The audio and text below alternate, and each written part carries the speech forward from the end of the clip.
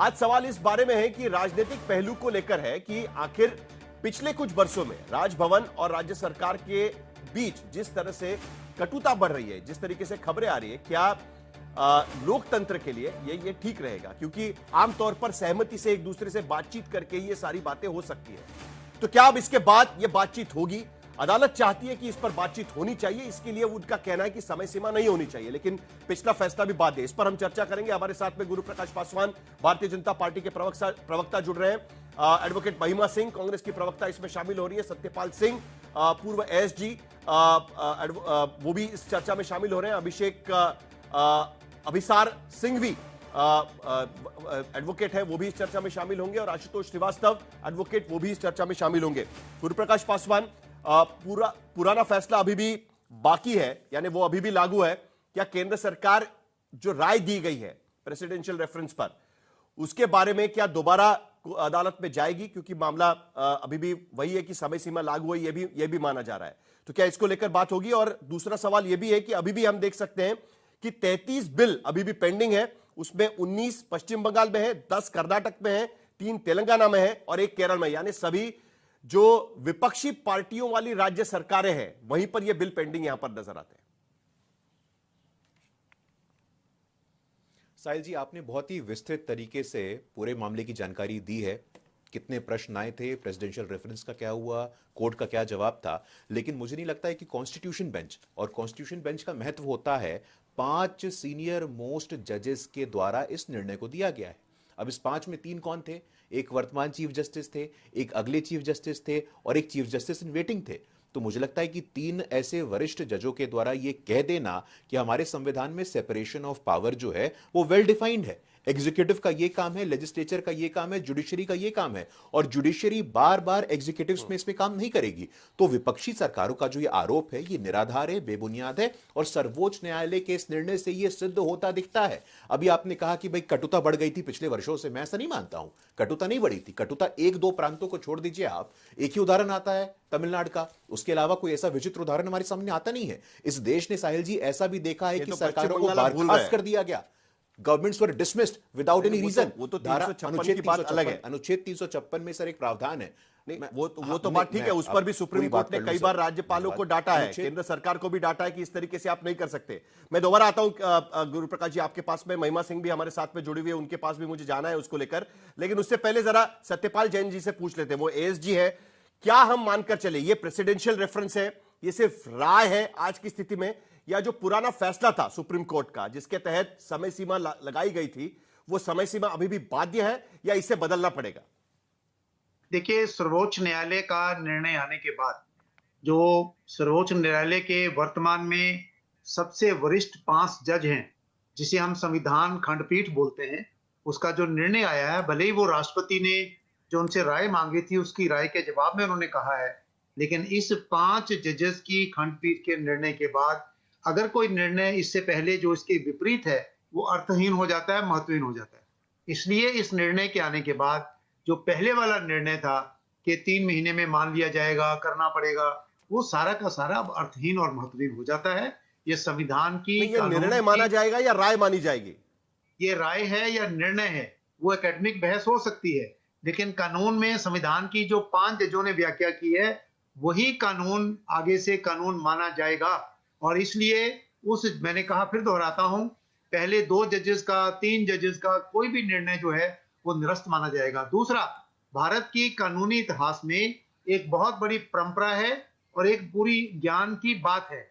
जब कभी किसी केस का निर्णय करते समय कोई सुप्रीम कोर्ट के 2 निर्णय दिखाए जाते हैं, तो जो बड़े बेंच का निर्णय है वो माना जाएगा। मान लीजिए एक निर्णय 2 जजों का है और एक 3 का है, तो 3 प्रैक्टिकली बता दीजिएगा सर। सत्यपाल जैन जी, मुझे प्रैक्टिकली बता दीजिए, अब अगर कोई बिल जाता है राज्यपाल के पास और 3 महीने के भीतर राज्यपाल उसे वापस नहीं करते हैं, इस राय में यह भी कहा गया कि आपको अनिश्चित काल तक बिना किसी वजह आप अपने पास नहीं रख सकते, और सुप्रीम कोर्ट ने भी कहा है कि आप जा सकते हैं उस वक्त सुप्रीम कोर्ट के पास, कोई विशेष अधिकार है आपके पास, लेकिन उसका यह मतलब नहीं है कि राज्यपाल अपनी मनमानी कर सके। तो आज की स्थिति में क्या माना जाएगा? 3 महीने के बाद वो अपने आप पारित किया गया है, यह माना जाएगा या नहीं माना जाएगा? देखिए, अभी भी उसको लेकर कंफ्यूजन है ना कहीं। कोई इसमें कंफ्यूजन पैदा करने की आवश्यकता नहीं है। कल के निर्णय के बाद जो 3 महीने की, 6 महीने की और मान लिया जाएगा डीम्ड एक्सेप्टेंस वाली बात बिल्कुल समाप्त हो गई है। हाँ, सर्वोच्च न्यायालय ने बहुत ही संतुलित निर्णय दिया है। It's a very balanced decision. क्यों? सुप्रीम कोर्ट ने यह कहा है ठीक। कि जहां राज्यपालों के लिए समय सीमा निर्धारित नहीं हो सकती, लेकिन इसका मतलब यह भी नहीं है कि राज्यपाल बहुत अनिश्चित काल के लिए उन पर बैठे रहें। उनको भी उचित समय पर ठीक है। उचित निर्णय लेना होगा। लेकिन क्योंकि संविधान ने ये पावर 200 आर्टिकल 200 संविधान की धारा 200 के अंतर्गत राज्यपाल को दी है, तो उनको थोड़ा समय आपको ठीक है। जो समुचित समय है वो देना पड़ेगा। अगर देना वो उसके होगा। अंदर निर्णय नहीं विचार लेते विमर्श तो करने के लिए, बातचीत करने के लिए, अपने विचार लगाने के लिए, चिंतन करने के लिए उनको समय की जरूरत होती है। बात तो सही है। एडवोकेट महिमा सिंह, जल्दी से आपकी भी प्रतिक्रिया। अब इसके आगे आप किस तरीके से इस पूरे मामले को देख रही है? क्योंकि एक तरफ यह भी राय बन रही है कि नहीं, अब पुराना फैसला तो रद्द हो गया है, लेकिन दूसरी तरफ यह भी राय हम दिखा रहे हैं यहां पर कि यह सिर्फ राय है, फैसला नहीं है। तो इस पर कुछ क्लैरिटी के लिए किया जाएगा, क्योंकि आप ही के विपक्ष के ही राज्य यहां पर दिख रहे हैं कि जिनके बिल यहां पर लटके हुए हैं। जय हिंद। साहिल जी, बड़ी अच्छी चर्चा है और बड़ा अच्छा, ये बड़ी अच्छी राय आई है, ये जो 5 जजों की राय आई है। और जैसा भाजपा प्रवक्ता ने प्रकाश डाला कि ये से जो वरिष्ठ जज हैं वो हैं सर्वोच्च न्यायालय के, मुख्य न्यायाधीश भी बैठे थे। और एक बात गौरतलब है जो आपने अपनी रिपोर्ट में दिखाई नहीं, 15 सवाल पूछे गए थे, मात्र 12 का जवाब दिया गया, ये तो आपने बताया। पर कौन से सवालों का जवाब नहीं दिया गया वो बड़ा अहम है, क्योंकि सवाल नंबर 13 था अनुच्छेद 142 के ऊपर। आज के बाद भाजपा का कोई नेता अनुच्छेद 142 को न्यूक्लियर मिसाइल नहीं बुला पाएगा, जैसा आपने बताया था कि जगदीप धनखड़ जी ने बुलाया उस समय, और वो सब करने के बाद भी बेचारे उनका जो है वो अच्छा नहीं हुआ। लेकिन आज के बाद 142 पर इसलिए नहीं कर पाएगा टिप्पणी भाजपा का या कोई ऐसा नेता जो सिर्फ सर्वोच्च न्यायालय को चुनौती देना चाहता है, क्योंकि सर्वोच्च न्यायालय ने साफ कर दिया है कि चाहे मेंटेनेबल भी है ये जो प्रेसिडेंशियल रेफरेंस है, तब भी हम इसे रिटर्न कर सकते हैं, वापस भेज सकते हैं। तो 12, 14 और 3 सवालों के जवाब मना करते हुए 12 और 14 जो सवाल थे, ये भी गौरतलब है कि उन्होंने ये साफ कहा। उसमें प्रेसिडेंशियल रेफरेंस में पूछा गया कि भाई जो केंद्र और राज्य के जो मसले हैं उन पर पीठ की कॉन्स्टिट्यूशन, उनकी उसकी जो संरचना है किस तरह से की जाए, तो सर्वोच्च न्यायालय ने इस पर भी टिप्पणी करने से मना कर। तो आप ये देखिए कि बाकी के सवालों में कुल मिलाकर सुप्रीम कोर्ट या जो कॉन्स्टिट्यूशनल बेंच है, उन्हें लगता है कि ये सारे फैसले एक दूसरे से बातचीत कर कर सुलझाने चाहिए। डॉक्टर अंबेडकर को भी उन्होंने उसमें उद्धृत किया हुआ और कहा है कि डॉक्टर अंबेडकर भी किसी भी तरीके से समय सीमा के खिलाफ थे और उनका यह मानना था कि राजनीति में इस तरीके से बातचीत एक दूसरे के साथ होनी चाहिए और इस पूरे मामले पर फैसले होने चाहिए। लेकिन आशुतोष श्रीवास्तव भी हमारे साथ में है।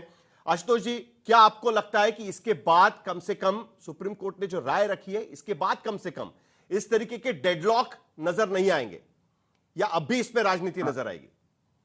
नहीं, देखिए, हो सकता है कि आगे ये फर्दर पार्लियामेंट में रेफर हो, कुछ अमेंडमेंट हो, नया कानून बने, मैं उस पर नहीं जाता हूं अभी। देखिए, जहां तक आर्टिकल 200 का सवाल है और 201 जो पावर्स देता है गवर्नर को और प्रेसिडेंट ऑफ इंडिया को, उसके हिसाब से हम जानते हैं कि या तो गवर्नर जो है कोई भी बिल को या तो एसेंट देगा या विदहोल्ड करेगा, या फिर प्रेसिडेंट के पास भेजेगा या अपने पास विदहोल्ड रखेगा। इसके ऊपर जो कॉन्स्टिट्यूशन में जो हमारा एग्जिस्टिंग लॉ है एट प्रेजेंट, उसमें कोई टाइम सीमा जो है, टाइम लिमिट उसमें मेंशन नहीं है। आर्टिकल 200 या 201 में वो ये कहता है कि एज सुन एज पॉसिबल। तो अब एज सुन एज पॉसिबल को किस तरह से डिफाइन किया जाए, इसके लिए ही मामला पहले रेफर किया गया था सुप्रीम कोर्ट को, स्टेट ऑफ तमिलनाडु। उम्मीद तो यही थी।